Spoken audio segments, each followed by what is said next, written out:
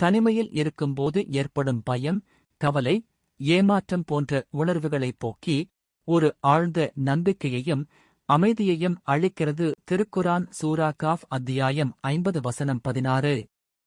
இறைவன் எப்பொழுதும் நம்முடன் இருக்கிறான், நம்மை பாதுகாக்கிறான் என்ற உணர்வு நமக்கு வாழ்வியல் சவால்களை எதிர்கொள்ளும் சக்தியைத் தருகிறது.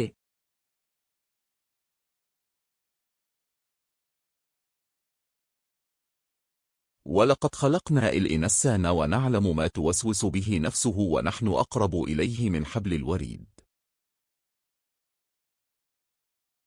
நிச்சயமாக மனிதனை நாமே படைத்தோம், அவன் மனம் அவனிடம் என்ன பேசுகிறது, என்ன எண்ணுகிறது என்பதையும் நாம் அறிவோம்.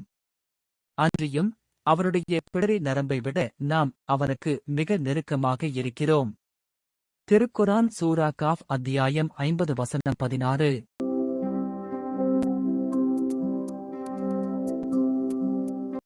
1.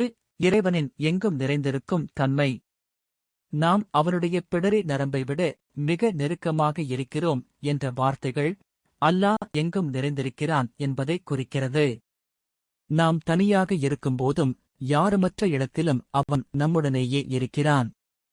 இது தனிமை உணர்வை போக்கி ஒரு பாதுகாப்பான உணர்வை தருகிறது. 2. நம் எண்ணங்களையும் அறிபவன். நமது உள்ளத்தில் எழும் எண்ணங்கள், நாம் யாருடனும் பகிராத ரகசியங்கள் அனைத்தையும் இறைவன் அறிவான். இது நமக்கு ஒரு பெரிய ஆசுவாசத்தை அளிக்கிறது. நாம் யாரிடமும் சொல்ல முடியாத கவலைகள், பயங்கள் என அனைத்தையும் இறைவனிடம் முறையிடலாம்.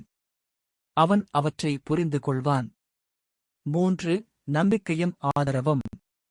இறைவன் நமக்கு இவ்வளவு நெருக்கமாக இருக்கும்போது நாம் எதற்கும் அஞ்ச வேண்டியதில்லை, கவலைப்பட வேண்டியதில்லை. எந்த கஷ்டம் வந்தாலும் அவனிடம் பிரார்த்தனை செய்து உதவி கேட்கலாம். அவன் நமக்கு நிச்சயம் ஆதரவாக இருப்பான். 4. தார்மீக பொறுப்புணர்வு. நமது ஒவ்வொரு எண்ணமும் செயலும் இறைவனுக்கு தெரியும் என்ற உணர்வு நம்மிடம் தார்மீக பொறுப்புணர்வை உருவாக்குகிறது. தீய செயல்களிலிருந்து நம்மை தடுத்து நற்செயல்களைச் செய்ய தூண்டுகிறது. 5. இறைவனுடன் தொடர்பு.